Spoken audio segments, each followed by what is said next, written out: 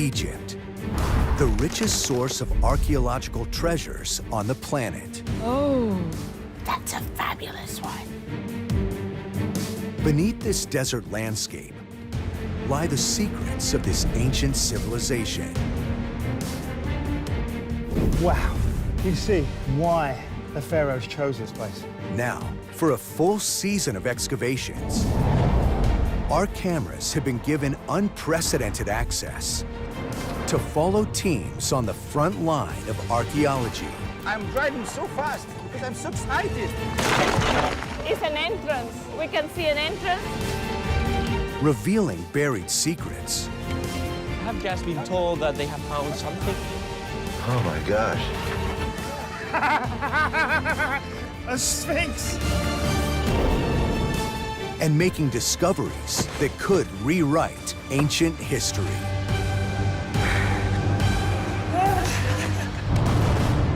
This time, new secrets of the boy king, Tutankhamun. Alia uses pioneering technology to reveal startling new evidence about his tomb and why it remained hidden for 3,000 years. A lot of robberies were going on. How was it not found? Ace's team discovers a long-lost cache of King Tutankhamun's treasures. The most exciting discovery in my career. And Alejandro discovers extraordinary burial treasures in a 4,000-year-old tomb. Congratulations!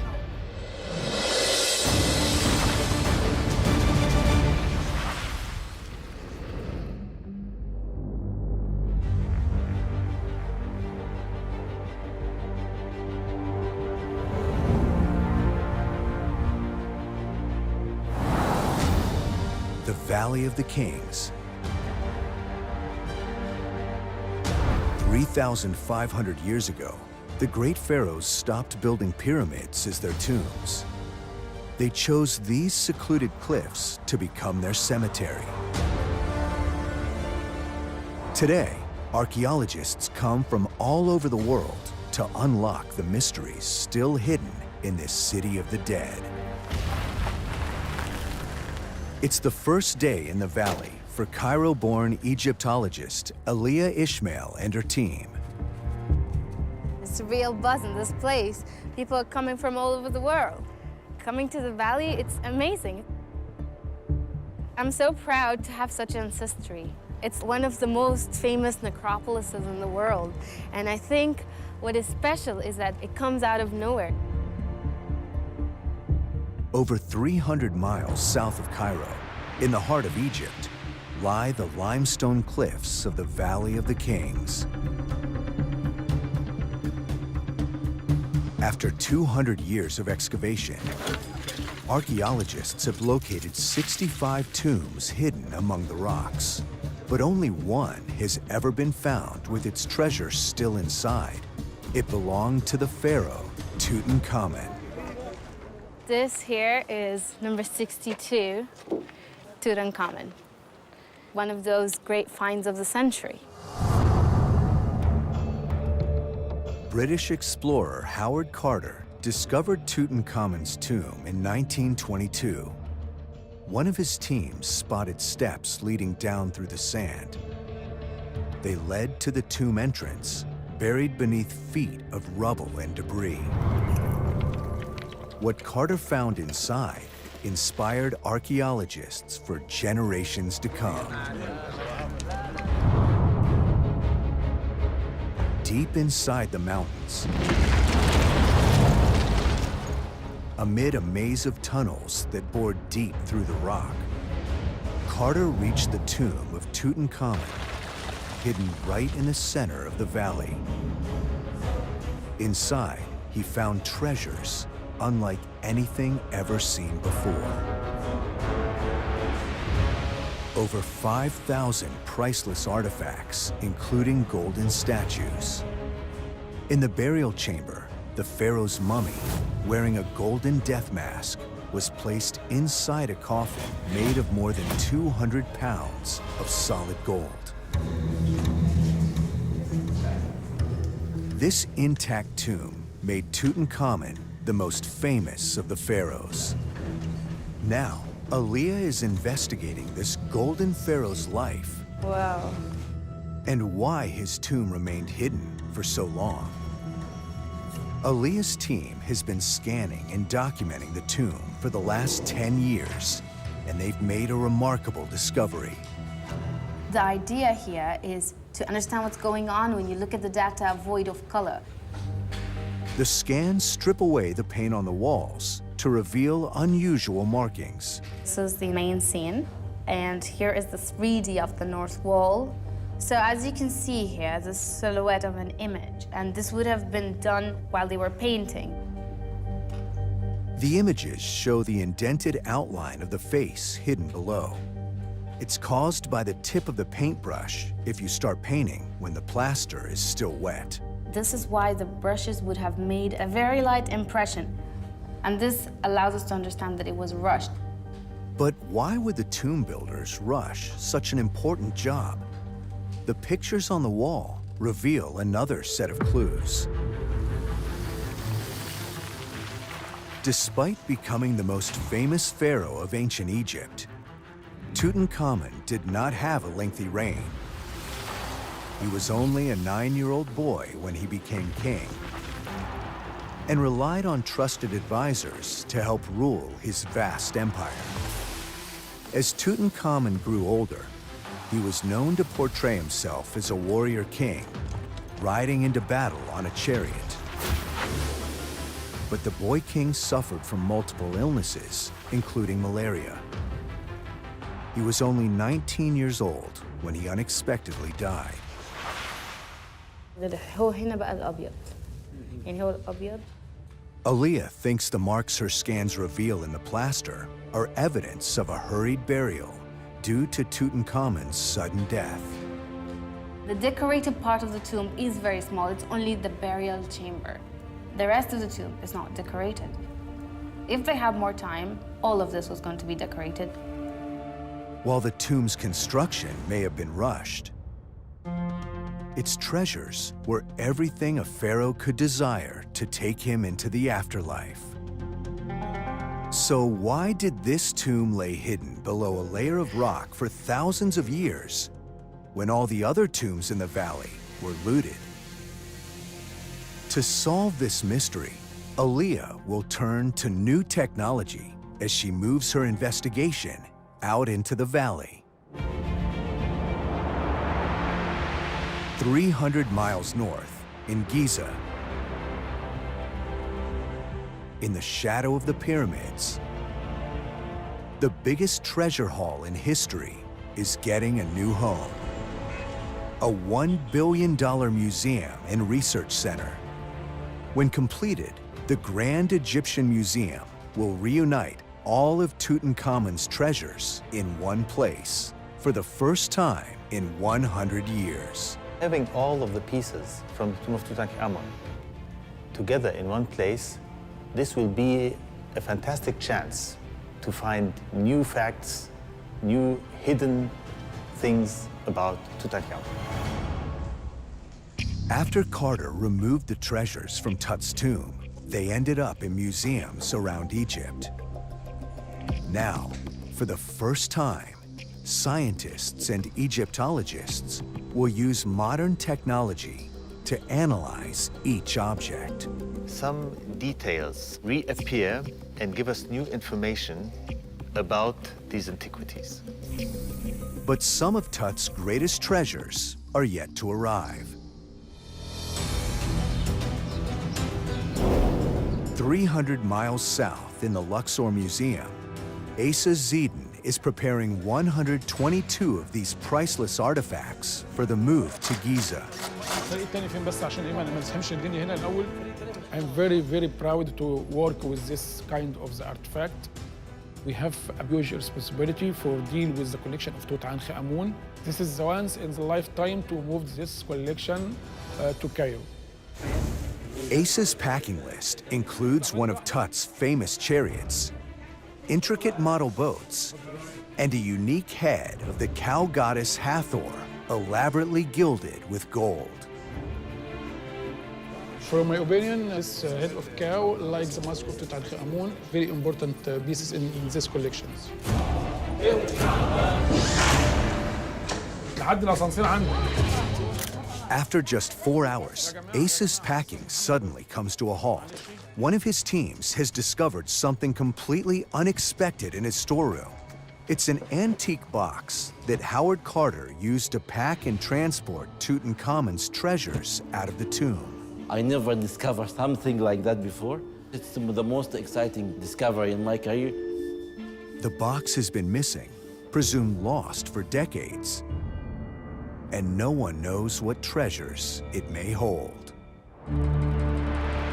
120 miles south of the Valley of the Kings, near Aswan, a Spanish research team from Haiyan University is hoping to follow in Carter's footsteps and make new discoveries that could rewrite history.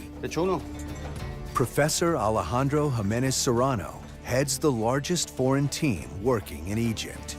Today is the first day of the dig season. Sorry for the mess. We are sharing the room, 3 researchers of the team. This is my bed, supposedly the best one. Sorry. It's amazing to get up and the first thing that you see, apart from the ugly face of your roommates, is the Kubet el Hawa, the hill. Kubet el Hawa is one of the largest ancient burial sites in Egypt. So far, 100 tombs have been discovered here. They belong to the nobles who governed Egypt hundreds of years before the pharaohs buried in the Valley of the Kings.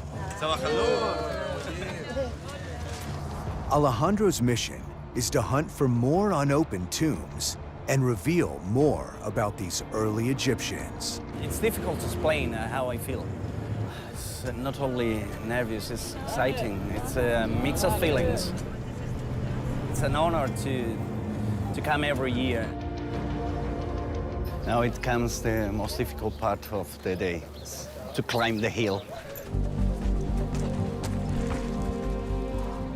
This is the team's 10th year digging here.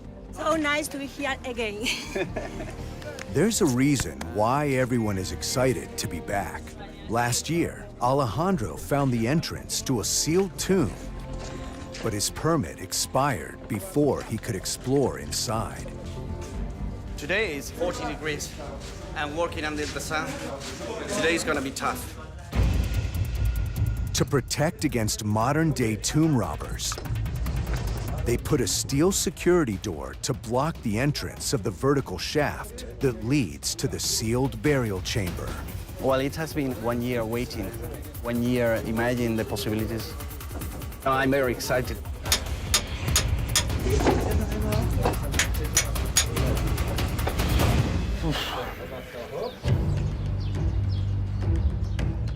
In Luxor, Ace's team packs Tutankhamun's treasures for the move to the Grand Egyptian Museum in Giza. But in the storeroom, Asa is ready to open Carter's long-lost box to discover what's inside.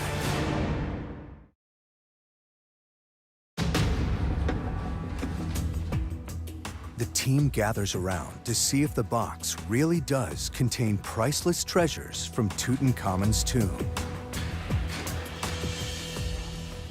Oh, Fantastic. it's amazing. These delicate wooden pieces are ancient boat parts. Thank you, Mr. Muhammad Atwa, about this new discovery. Storeroom records suggest they could be missing from a model boat Howard Carter found in Tutankhamun's tomb.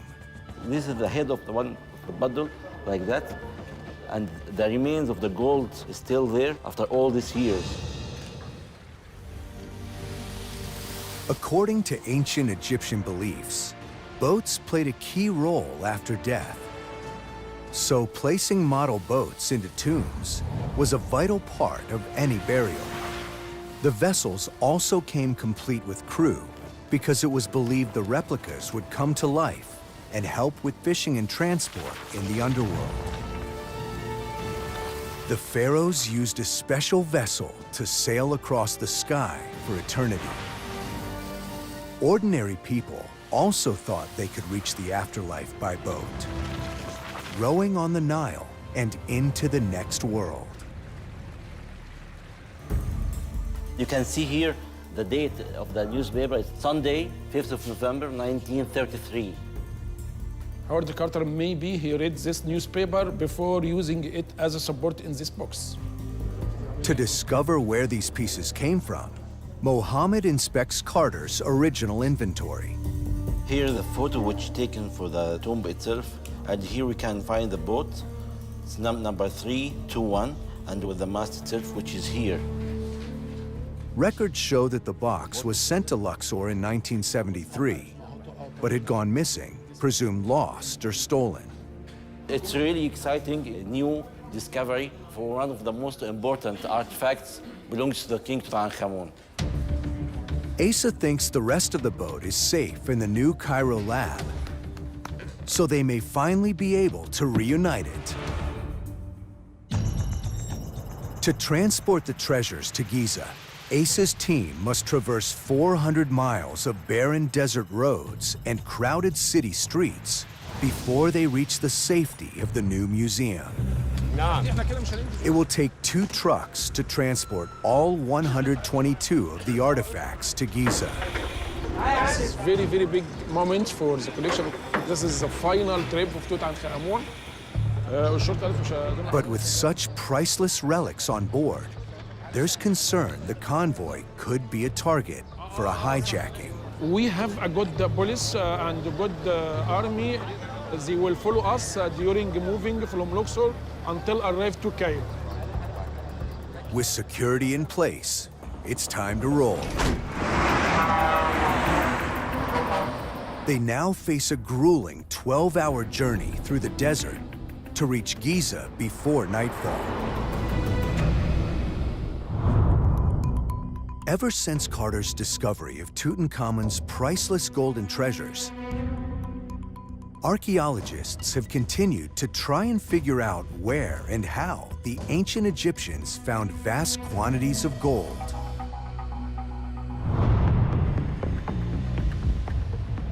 "50 miles south of the Valley of the Kings, on the edge of the Eastern Desert,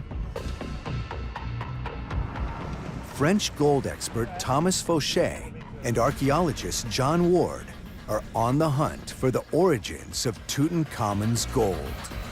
So I'm going straight. What are you waiting for, a traffic signal? The Eastern Desert covers 85,000 square miles of remote, barren wilderness. Some of the rock here contains tiny grains of gold locked inside. Thomas has studied ancient gold mining techniques for 7 years. Now he wants to see if he can find any evidence of it. But this part of the desert is a risky place to be.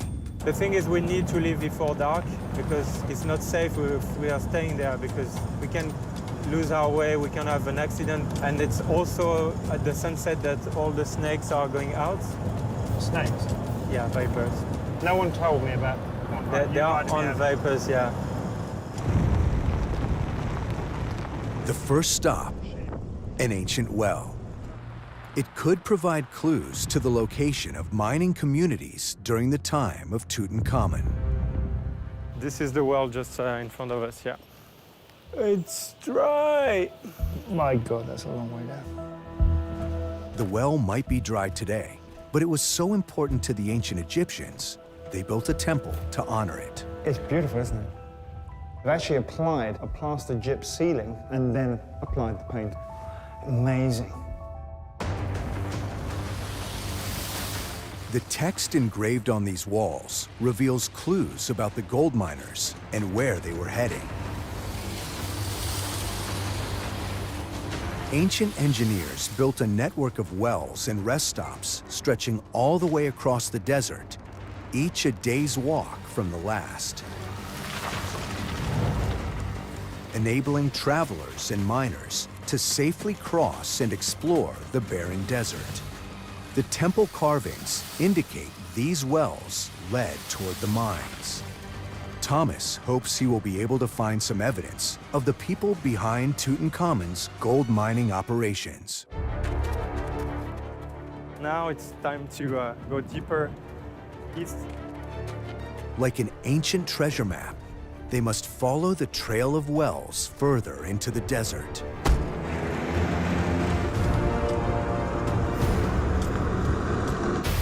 In Aswan, at the ancient burial site of Kubet al-Hawa, Alejandro is about to open a 4,000-year-old tomb. They're on the hunt for whatever burial treasure may be inside. I don't know who is more nervous, me or my team.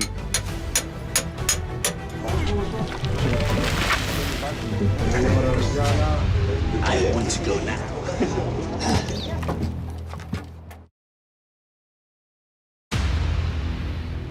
After a year of waiting, Alejandro can finally enter the tomb. It's amazing. It contains a 4,000-year-old coffin. Workers have inserted a box covered in acid-free paper inside the coffin to stop it from collapsing while they examine the tomb. We have been very lucky. It's impossible to explain the feelings that I'm having. The burial consisted in 2 coffins, the outer coffin and the inner coffin. Among the debris of the outer coffin, Alejandro spots something extraordinary. It is full of wooden models, but unfortunately, the outer coffin fall over them. The chamber is full of model boats, similar to the one in Tutankhamun's tomb. To find these funerary boats in a tomb is rare today. But there's not just one. There are 4, complete with crew. You want to laugh, you want to shout, you want to cry. This is the first time in 70 years a set of boats like this has been found. This discovery gives Alejandro an extremely rare opportunity to study such important burial goods. But first, he has to extract them from the tomb safely. Alejandro calls in his team of conservation specialists, Sarah and Teresa. I have 1, 2, 3, 4 boats, and the observation is very bad. Yeah, it's very difficult, and the insects eat their support. Termites have attacked the wooden boats. Sarah sprays on a liquid adhesive to hold them together. So we will see if they are capable to make a miracle.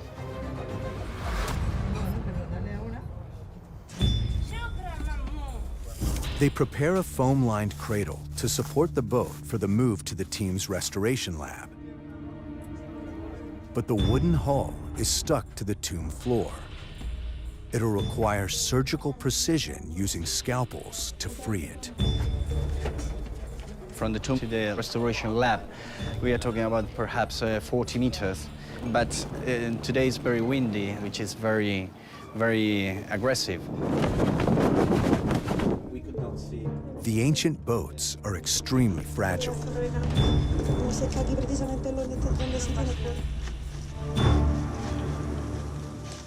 Get ready. With a drop in the wind, the team sees the chance to remove the first boat. Be careful, Mama.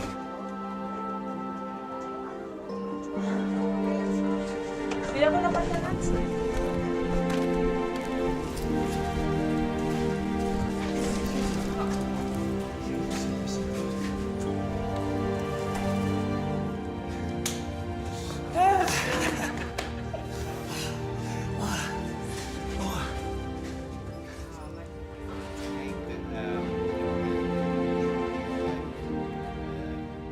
Well, that was exciting. One of the best moments in my career. Have 1, 2, 3, 4, 5, 6, 7, 8. 8 person. Will take many weeks to clean it and fix the pieces that were broken some centuries ago. While the team gets to work on the boat, Alejandro can finally open the coffin to see who and what is inside.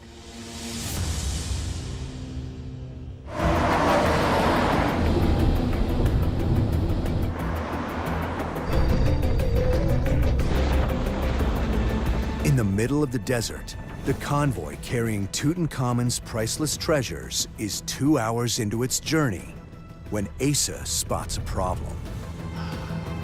I'm worried about the chariot. A thermal blanket protecting Tut's golden chariot is coming loose. If it flies off, it could cause a crash. We stop to make it safe. The unscheduled stop in the desert makes this convoy, carrying the world's most priceless treasures, a potential target for hijackers. يا جدعان ما خليك على الكبير. ما هو طالع بياخد الهواء فممكن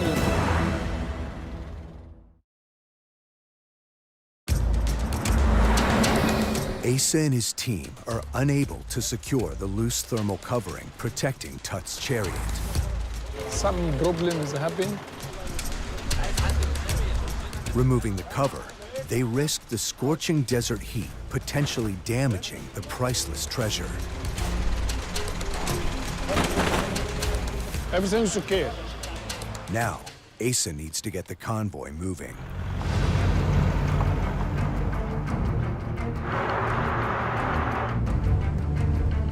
We hope to arrive to Cairo safely.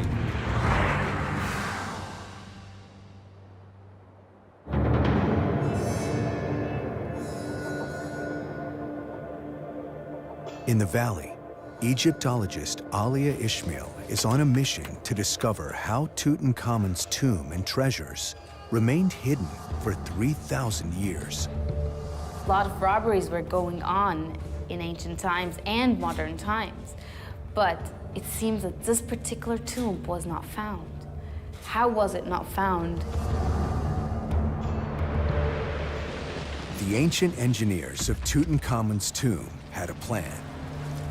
Inside the mountain, they went to great lengths to conceal the tomb.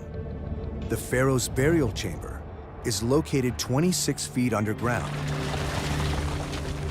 and is defended from the inside out. Engineers constructed a wall to block off the burial chamber. They filled the corridor leading to the king with tons of rubble before sealing a final doorway and covering Tutankhamun's tomb with a vast amount of boulders under earth, standard tomb protection of the day. But when Carter discovered this tomb, it had more material on top than any other in the valley. This may explain how it remained undiscovered for over 3,000 years. But how did this extra rock and debris get here? Alia joins German geologist Martin Ziegler to investigate. If you want to understand the evolution of the Valley of the Kings, you need to also understand the evolution of the rock. Martin thinks there could be clues in the rocks at the entrance to a nearby tomb. Just at the entrance of it, the slab is just hanging above. A rock basically could fall out of the cliff. Egypt is hit with dozens of earthquakes each year. So Martin's installed a seismometer to measure any vibrations that could trigger rockfalls. With this one, we calculated to be away about 600 to 700 kilometers from the Valley of the Kings. What if an earthquake were to happen like much closer to the Valley of the Kings? How would it affect it?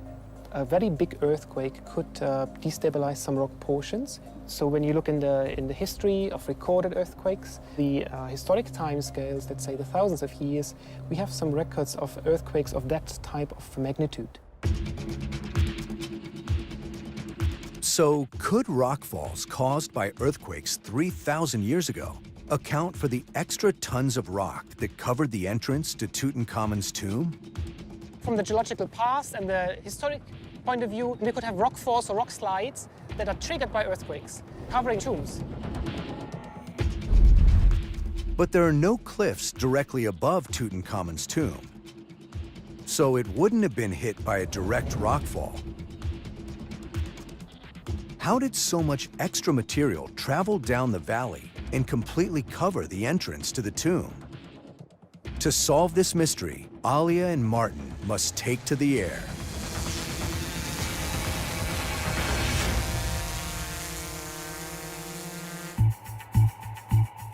Deep in the eastern desert, Thomas and John are looking for evidence of the miners who produced the gold for Tutankhamun's treasures.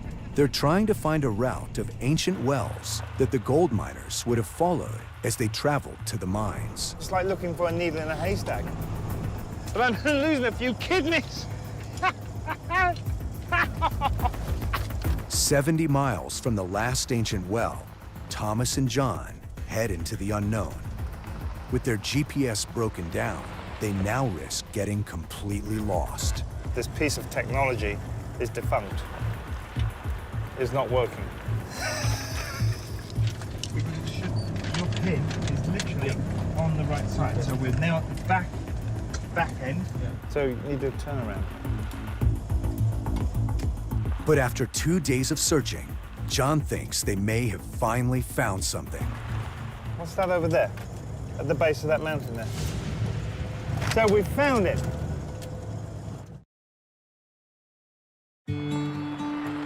Okay, so it looks that we found a very interesting place here. It's a settlement.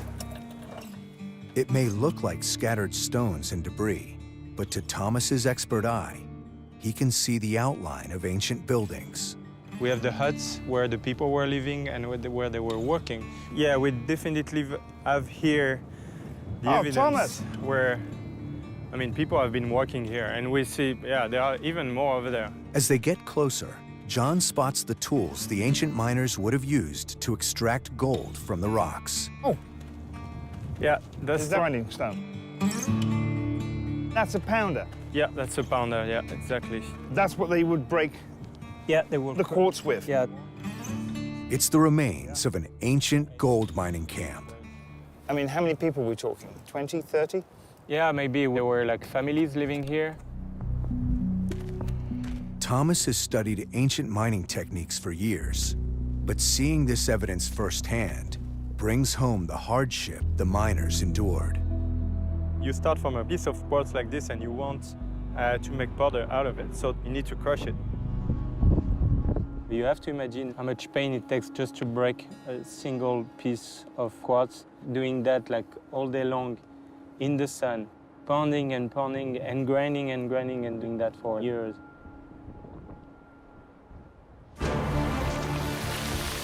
Evidence here paints a picture of the life of desert miners. They cut shafts stretching up to 32 feet deep into the stone in search of precious seams of quartz rock that contained gold. Crushing the quartz was a massive undertaking. Mining experts have calculated that a team of 20 people would take a week to process enough stone to make just a spoonful of gold. That's heavy. Seriously? Sadly, there is very little evidence left of these ancient mines.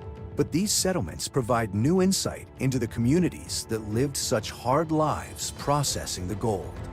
We have all the material they were using. For sure that they were working here to extract and process the gold to send it to the Valley of the Kings. We found it. We found it.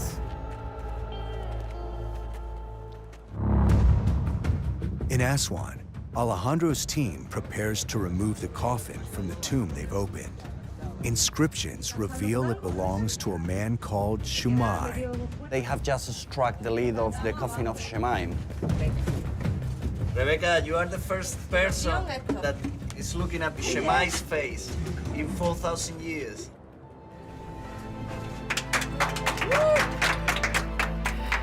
Muy bien, coño. Congratulations. The inner coffin is intact, but extremely fragile. Alejandro's team has reinforced it to try and protect the mummy inside. It's just difficult to express the feelings that I have now. It's a special moment because I'm studying this family. It's almost my second family.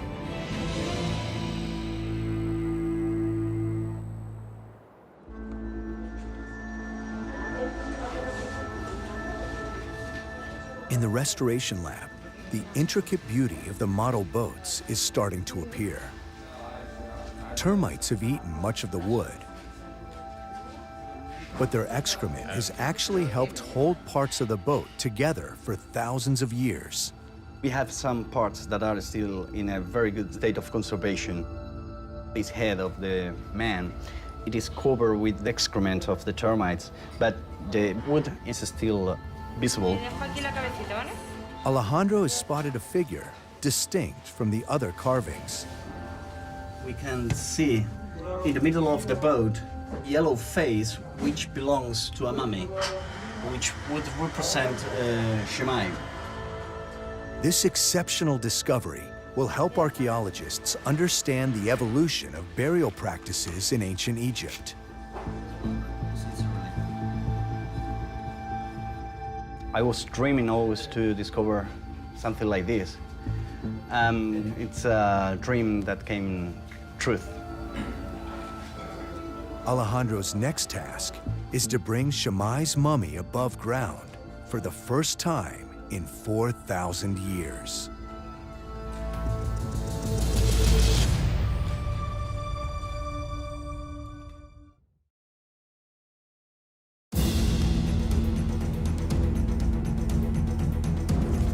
In the Valley of the Kings, Alia and Martin look for clues to explain why Tutankhamun's tomb remained hidden for so long.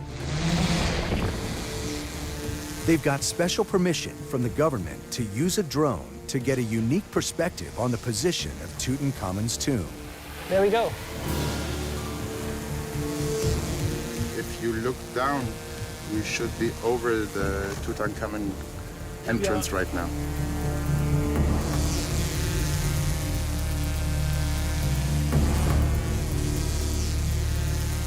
Now we can see the cliffs in the back. Here we can see the central position where we have the tomb. And above we can see debris. Loose rock and debris cover the cliffs behind Tut's tomb. But the drone also reveals these flood channels carved into the rock by heavy rains over thousands of years. And they could be the vital missing clue. We think that if we have flash flooding, that material can flow down in these kind of channels. Throughout history, the valley has been hit by earthquakes and occasional flash floods. The floodwaters push rubble downhill toward the tombs. Tutankhamun's tomb lies in a spot where the channels of water converge and dump tons of rock.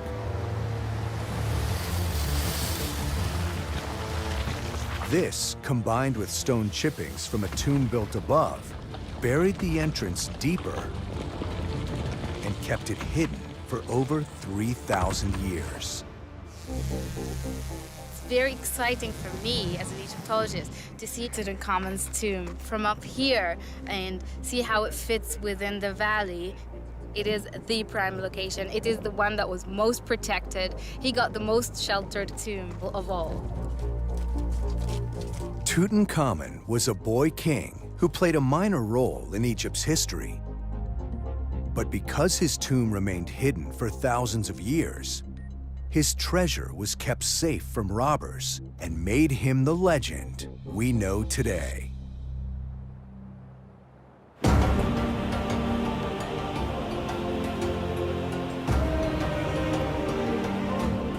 In Aswan, the team is bringing the mummy of ancient Egyptian Shemai to the surface for the first time in 4,000 years.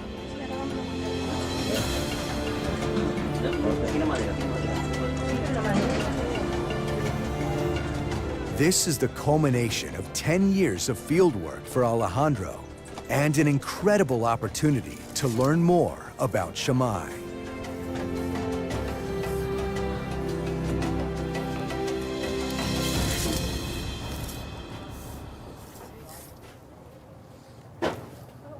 1.25, 1.25. It's quite short. My daughter is more or less like this. and she is 8 years old. So I expected that at least he would be around 20 years old or something. It has been a surprise.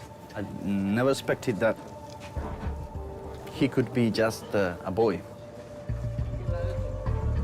On his coffin, it was written that he was the person in charge of the administration of the store. Controlling the store, you control the people because you decide who is going to receive food or not. This new evidence reveals Shammai held a powerful position in ancient Egyptian society at a very young age.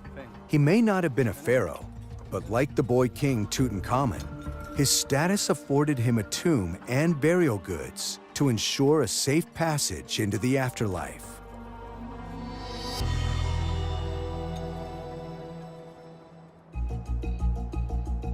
It's taken 12 hours, but finally, Asa and his convoy of Tutankhamun's treasures arrive in the city.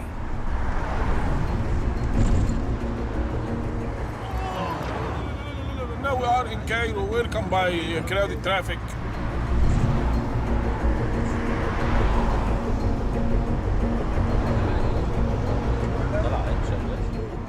Very, very, very exciting. We wait for this moment. Tarek Tofik, the museum director, is anxious to get everything safely inside.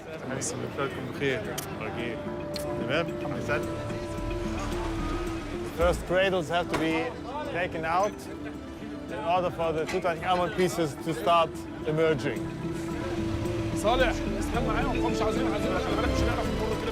Now I can say I'm very, very happy. Mission's complete, yes. It will be like unpacking Christmas presents when we get out these pieces and find out more details about how they complement the whole story of King Tutankhamun. Asa's team can finally unpack the priceless treasures. Scientists and Egyptologists can now begin to study and analyze each item in their new high-tech lab. Top of the list are the newly discovered boat pieces. We check now in our database which of them may be related to any boats here in the storeroom. For almost 100 years, the boat that was buried alongside Tutankhamun to help him travel into the afterlife has been missing its mast. This one. And in the middle, the cabin. Exactly.